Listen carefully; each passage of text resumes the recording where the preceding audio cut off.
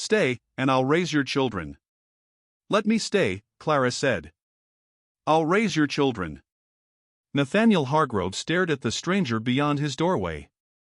Behind him, milk burned on the stove. Smoke curled through the room. One child screamed against his shoulder while the other clawed at his shirt. He looked like a man who could pull a full-grown steer from the mud, but could not quiet two frightened children. Clara Whitfield had come to Silver Hollow Ranch seeking nothing more than water, directions, and one night's shelter before the September cold settled in. Instead, she found a widowed rancher losing a fight no strength could win. "May I?" she asked. Nathaniel hesitated, then handed her Grace. Clara lifted the child against her chest, supported her head, and walked across the porch. The crying weakened, then stopped. Nathaniel looked from his sleeping daughter to Caleb, still red-faced in his arms. "What do you want?" Clara glanced at the smoke, the fading fields, and the wind of autumn. "A place by the fire," she said, "and food at the table." No bargain was struck. Nathaniel silently stepped back, letting her in. His acceptance came not from trust, but from the profound exhaustion of a man who had fought alone for far too long. A house wearing down. Silver Hollow Ranch had not fallen apart overnight. It had been wearing down for 11 quiet months. Abigail Hargrove died when Caleb and Grace were barely 2 months old. What began as a fever looked no worse than the cold she had survived before. The nearest doctor lived too far away, and Nathaniel waited one day too long. By the time help arrived, she was beyond saving. After that, he became father, mother, rancher, carpenter, and bookkeeper all at once. The children were fed, but little more. The north bedroom remained locked. Abigail's handwritten labels still hung from the food bins, untouched. Fires burned through too much wood. Empty rooms stayed heated. Nathaniel often fell asleep in a chair with one baby on his chest. Clara understood that kind of silence. Her husband had died beneath an overturned logging wagon 2 years earlier.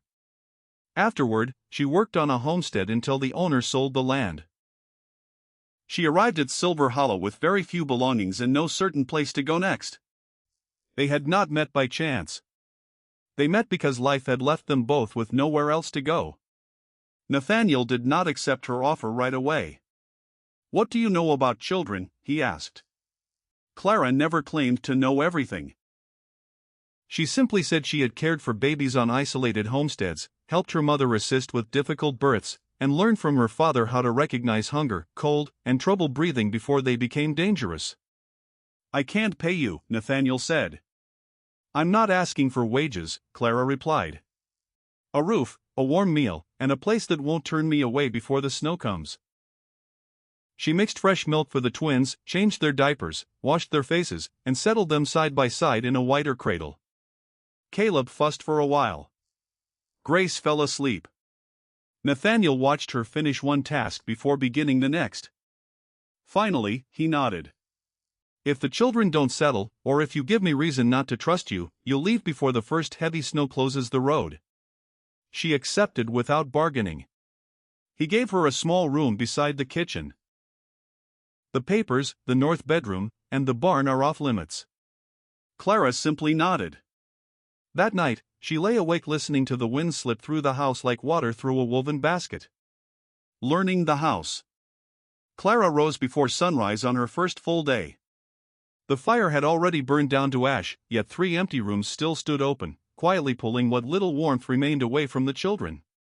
Caleb and Grace slept in separate cradles across the room from the stove. Cold air drifted along the floor. Every morning, Grace woke with the same light cough. Clara did not begin by sealing cracks. She changed the way the family lived inside the house. The table moved closer to the stove. The cradles followed. Old blankets were hung from simple wooden poles, creating a smaller winter room with a still layer of air between cloth and wall. Unused rooms were closed. Rolled cloth blocked the gaps beneath their doors. Nathaniel returned to find half the house rearranged. Instead of arguing, Clara set 2 pots of warm water down, one inside the new space, one just outside the hanging blankets. For hours later, only the pot inside was still warm. For days later, the woodpile lasted longer. The twins slept deeper. Nathaniel never praised her. He simply left everything where she had put it. That silent concession was a good start, but a high-country winter was not easily defeated by a few suspended blankets.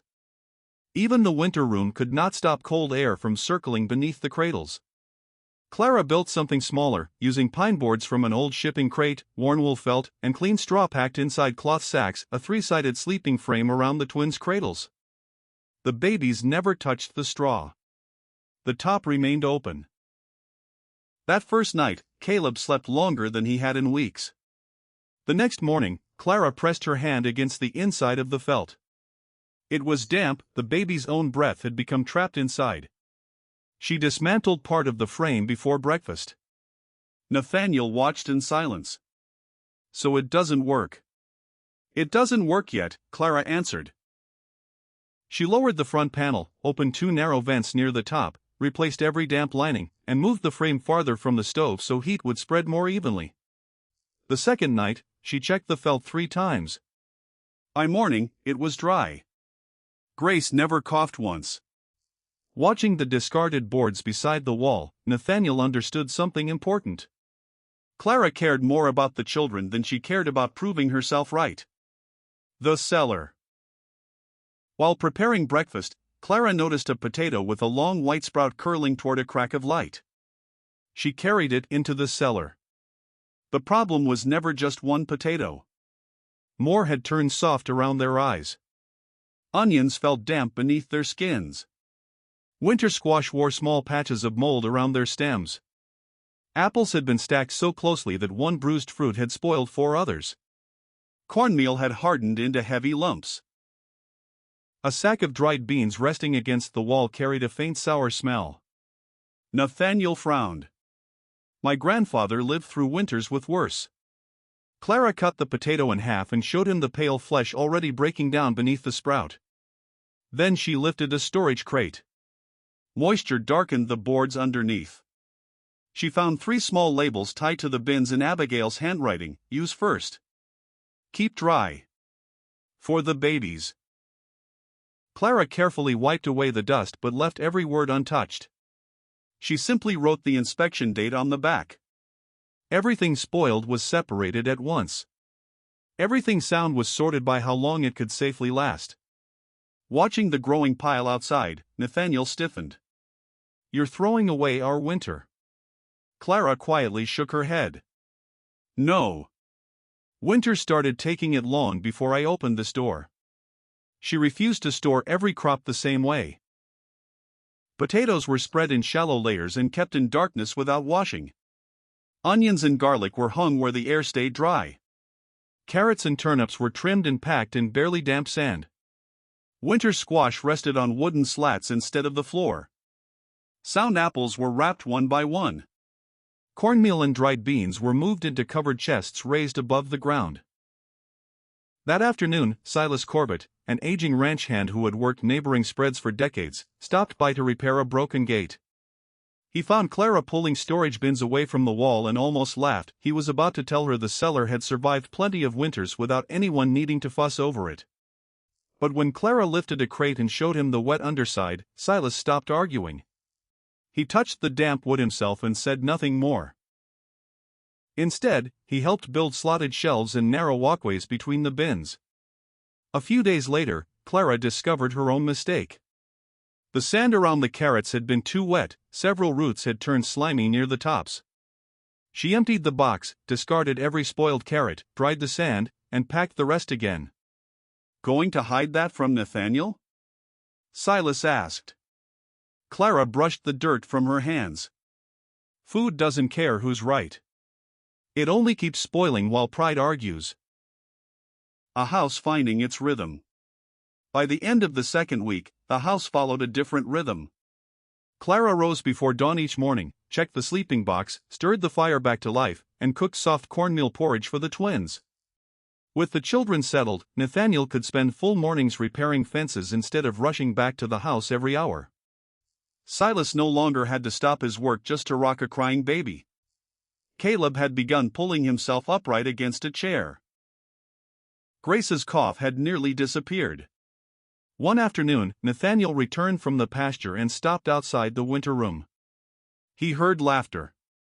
Clara hid a wooden spoon beneath her apron, then made it appear again. Caleb burst into delighted giggles. Grace stared at her brother for a heartbeat before joining him. It was the first time Nathaniel had heard both children laugh since Abigail died. A few moments later, Grace crawled into the hallway and rested her tiny hand against the locked north bedroom door. Clara never reached for the handle. Instead, she quietly asked if there might be a heavier blanket inside for the babies. That night, Nathaniel stood outside the door for a long time. The following morning, he placed the key on the kitchen table without a word. When they entered together, Clara waited and let Nathaniel step into Abigail's room first. The north bedroom looked as though time had stopped the day Abigail died. Her shawl still hung behind the door. A pair of sewing scissors rested beside a spool of thread. Folded across the foot of the bed lay a wool blanket with its border only half-stitched. Dust covered everything, but nothing had been disturbed. Clara never reached for Abigail's clothes. Only after Nathaniel gave a quiet nod did she pick up the unfinished blanket. On the bedside table rested a small notebook. Inside, Abigail had carefully recorded the family's weekly use of flour, dried beans, potatoes, firewood, and lamp oil. She had even detailed which of the hardiest potatoes to save as seed, drawing a clear line between winter meals and next year's harvest. Clara studied the pages without carrying the notebook away. Though there were still plenty of blank pages inside, she gently closed it. She had no desire to let her own handwriting intrude upon the final marks Abigail had left behind. Outside the kitchen, she hung a small charcoal board, weekly firewood allowance, lamp oil used, days of flour remaining. Nothing more. She kept Abigail's system alive but left the past strictly untouched. Nathaniel watched quietly. She always said a house didn't need more things, he finally murmured. It only needed everything in the right place. Clara smiled softly. She was right. For the first time since Clara had arrived, Abigail was no longer spoken of as the woman who had died. She was remembered as the woman who had built a system worth preserving. That evening, Clara tucked the unfinished blanket over Caleb and Grace, carefully turning the loose edge inward so the unfinished stitches would never brush against their skin. The hay wall. By early November, the west wind had found the house. Each cold morning, a thin ring of frost formed around the heads of the nails driven through the north wall. Clara touched one with her fingertip, then another farther down the room. Both were colder than the surrounding wood. She did not have enough lumber to build another wall. Instead, she chose several dry hay bales that had lost too much color and nutrition to be worth feeding pregnant cows but were still clean and dry. She stacked them outside the windward wall, leaving a narrow air gap between the hay and the cabin. Flat stones lifted the lowest bales off the ground. A worn canvas sheet was stretched across the top at a gentle angle, so melting snow would drain away instead of soaking into the stack. That afternoon, Garrett Doyle, a neighboring rancher, stopped by to discuss cattle prices with Nathaniel. He stared at the strange wall and laughed. "Looks like she's feeding the house instead of the cows." Nathaniel said nothing.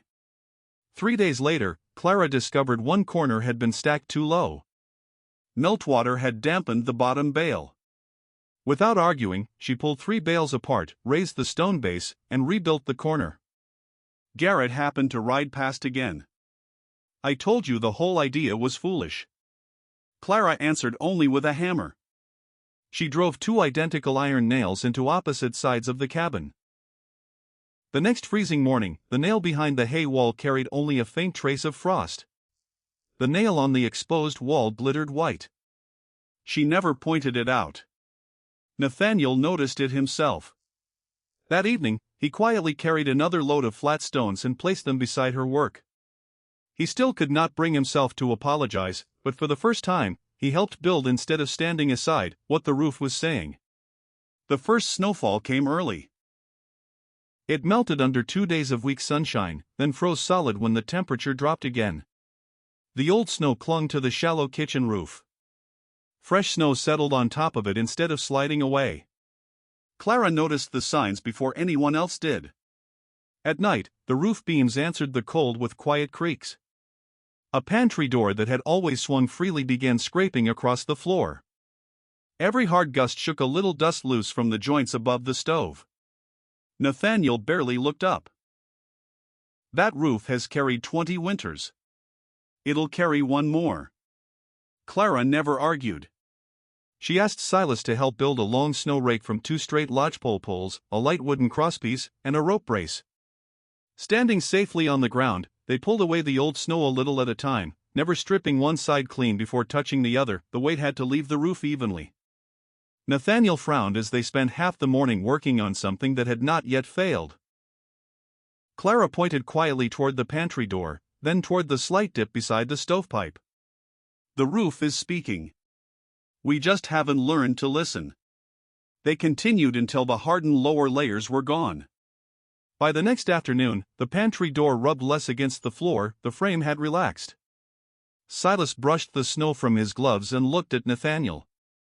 She isn't clearing snow because she's afraid of winter. She's clearing it because the timber has already started answering the load.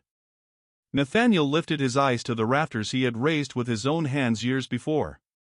For the first time, he understood that a roof did not wait until it collapsed to tell its owner something was wrong. Sometimes it whispered first. The wise listened while there was still time. The guide rope. One evening, while gathering firewood, Clara told Nathaniel about a ranch hand she had once known. The man had been less than 50 yards from his own barn when a whiteout swallowed the valley. He walked in circles until the cold finished what the storm had begun. He knew every inch of that ranch, she said quietly. He just couldn't see any of it. The next morning, she proposed stretching a guide rope from the back porch to the woodshed, then onto the barn. Nathaniel shook his head. No one gets lost in their own yard. Clara looked toward the open pasture. Could you find the barn with your eyes closed, while the wind was pushing snow into your face? He had no answer. Silas helped drive tall lodgepole stakes into the frozen ground. The rope was tied at waist height with large knots spaced far enough apart to be counted through heavy gloves. A second line branched toward the woodshed. Every stake stood well above the deepest snow they normally expected.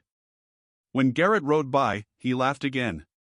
Looks like Silver Hollow needs a leash. Clara kept pulling the rope tight. A week later, a heavy fog settled across the ranch before sunrise. After finishing chores, Silas reached for the guide rope and followed it back toward the house. When he finally stepped onto the porch, he looked behind him and realized he had drifted nearly 10 paces away from the invisible footpath before finding the line. That evening, Nathaniel tested it himself. He walked from the porch to the barn after dark with one gloved hand resting on the rope. When he returned, he said only one thing: the middle post needs another brace. Clara tied a strip of faded blue cloth from her old dress around the first knot nearest the porch. Even in darkness, home would always have a beginning. Beatrice Margaret arrives. The first week of December brought a closed carriage instead of snow. When Nathaniel saw the 2 small trunks strapped behind it, he knew why his mother-in-law had come before she stepped onto the porch. Margaret Ashford had buried her daughter 11 months earlier. She had no intention of losing her grandchildren as well. After greeting no one, she went straight to Caleb and Grace, checked their hands, their faces, their breathing, watched them eat, examined their neatly mended clothes. That night, she quietly stood outside the winter room and listened until both children fell asleep without coughing. Only then did she turn to Clara. Do you believe you've become their mother? Clara answered without hesitation. No. She looked toward the north bedroom. They already have one. Her name is still written all over this house. Margaret entered the cellar next. Every label still carried Abigail's handwriting. The inspection dates had been added neatly to the back, never over the original words. Potatoes, onions, squash, dried beans, and seed potatoes for spring had all been sorted with care. She searched for proof that Clara had erased her daughter's place. She found none. Instead, she found Abigail's work still being honored. Even so, her decision did not change. After Christmas, she said, Caleb and Grace would leave with her. Clara had earned respect, but respect was not the same as family. As she watched the two small trunks sitting beside the carriage, she realized they were just large enough to carry everything two little children owned. That evening, Margaret asked Nathaniel to step outside onto the back porch. The wind carried most of their voices away, but not all of them. "You've replaced Abigail too quickly," Margaret said. "You've brought a stranger into my daughter's home." Nathaniel answered the way he always had. "Clara is only here temporarily." The words left his mouth, then he heard them. For the first time, they sounded less like caution than cowardice. He looked back through the kitchen window. Clara was folding the twins' clothes while Caleb leaned against her leg trying to stand. "No," Nathaniel said quietly. "That's not true anymore." Margaret waited. "She didn't replace Abigail." He paused before continuing. "Abigail built this home. She organized the cellar. She filled every bin, every shelf, every room with care. Clara hasn't erased any of that." He looked toward the barn, then back at the house. "She's the reason it's still alive." Margaret studied him for a long moment. "Do you love her?" she finally asked. "Or do you simply need her?" Nathaniel did not answer the question she asked. "If Clara leaves," he said, "I won't just lose someone who watches the children. I'll lose the only person who's looked at Silver Hollow as a family instead of a list of chores waiting to be finished." Inside the house, Clara caught only fragments through the thin wall. Still alive. A family. She lowered the tiny shirt she had been folding. Later that night, Margaret agreed to remain until after the coming storms instead of taking the twins immediately. When the house grew quiet, Nathaniel found Clara beside the stove. "I should have spoken when Garrett mocked you," he said. "I was wrong." Clara looked at him calmly. "If you truly want me here, stop calling this temporary whenever someone else is listening." She returned to folding the children's clothes. This time, she placed them carefully into the drawer instead of leaving them packed inside her travel bag. The quiet before. By the last week of January, the valley had grown strangely quiet. The barometer dropped. The horses turned their backs toward the western ridge hours before the wind arrived. Small birds vanished from the fences. Even the creek seemed quieter. Then the wind stopped altogether. For nearly half a day, nothing moved. That silence worried Clara more than any storm. Late that evening, a pale ring formed around the moon. She began checking every system one last time. The old snow had already been pulled from the roof. The guide rope was tightened between every post. The winter room was made even smaller to hold less air. Smooth river stones rested beside the stove, warming slowly for the night ahead. The calf-warming crate was lined with fresh burlap. Bundles of cottonwood branches, willow twigs, and dried cornstalks hung inside the barn as emergency fodder. Potatoes, squash, dried beans, and cornmeal were counted again. Bess, one of the older cows, was close to calving.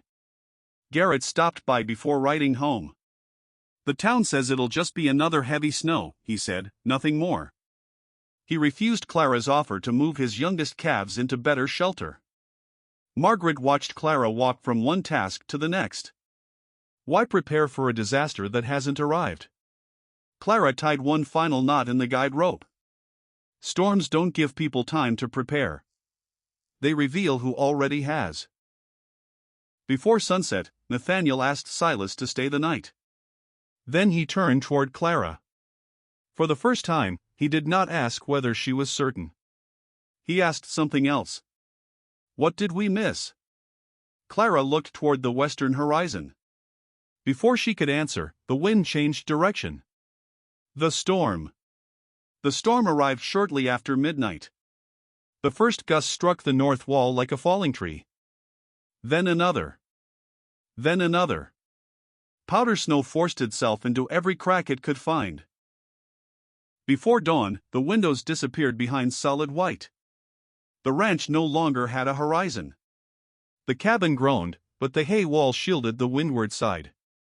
Frost never formed around the protected nails the way it did on the exposed wall. Inside the winter room, the small pocket of warmth still surrounded the twins. The sleeping box stayed dry. The new vents carried away their breath without stealing their heat. The stovepipe drafted cleanly. Only the fire demanded constant feeding. Holding the guide rope with one gloved hand, Silas fought his way toward the woodshed. Within a few steps, the cabin vanished behind blowing snow. Without the rope, there would have been nothing to follow back. The kitchen roof accepted fresh snow, but the old weight had already been removed. The rafters still creaked. They did not sag. In the barn, Bess dropped to her knees. The calf was coming. Nathaniel and Silas disappeared into the whiteout, one hand gripping the rope, the other shielding their faces from the wind. Nearly an hour passed. Then the guide rope trembled 3 times, their signal. Dry cloth. Hot water. Clara wrapped warm river stones in heavy towels and placed them beneath a low wooden sled, making certain they never touched the children directly. Abigail's unfinished blanket covered Caleb and Grace. "We can't take the babies out there," Margaret protested. "If the fire fails," Clara answered, "one person cannot protect both the house and the barn." She reached for the guide rope. After one brief hesitation, Margaret placed her own hand behind Clara's. The path had disappeared. The rope remained. The calf. Bess's labor lasted far longer than anyone wanted. By the time the calf slipped onto the straw, she was exhausted. The little heifer lay still. Her coat was soaked. Her breathing came in weak, uneven pulls. Every time the barn door opened, the wind drove another blast of snow across the floor. Nathaniel had strained his shoulder helping Bess through the delivery, yet he kept working without complaint. Clara pointed toward the warming crate they had built days earlier. Its floor stood above the frozen ground. Dry burlap lined the sides. Warm water crocks, wrapped in heavy cloth, rested beneath the bedding. Small vents near the top allowed damp air to escape without creating a draft. "Dry her first," Clara said. Nothing else mattered until the water was gone.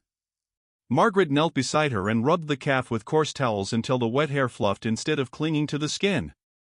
Silas stayed beside Bess, speaking softly while replacing fresh fodder from the emergency reserve. Nathaniel changed the burlap whenever moisture collected inside the crate. An hour passed. The calf still could not stand. Clara lifted her out for a few moments and guided her close enough for Bess to smell and lick her, then returned her to the warmth before her body lost too much heat again. The crate was never meant to replace the mother. It was meant to buy time. Outside, snow piled against the side door.